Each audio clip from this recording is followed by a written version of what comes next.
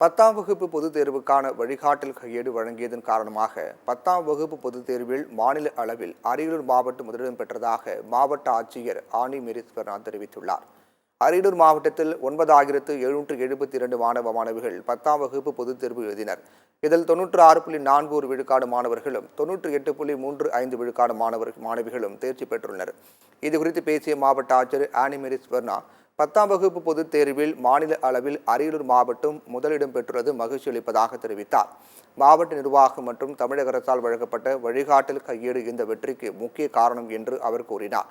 இந்த தேர்ச்சி விகிதத்தை வரும் கல்வி ஆண்டிலும் தக்க வைத்துக் கொள்ள பல்வேறு நடவடிக்கைகள் எடுக்கப்பட்டு வருவதாகவும் மாவட்ட ஆட்சியர் ஆனி மெரிஸ்வரனா தெரிவித்தார்.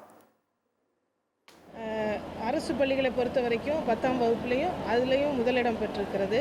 இது அவங்க முதன்மை கல்வி அலுவலர் அவர்கள் மிகுந்த முனைப்போடு ஆசிரியர்களுக்கு அவங்க தலைமை ஆசிரியருக்கு அடிக்கடி அவங்க கூகுள் மீட் கூட்டங்கள்லாம் நடத்தினது.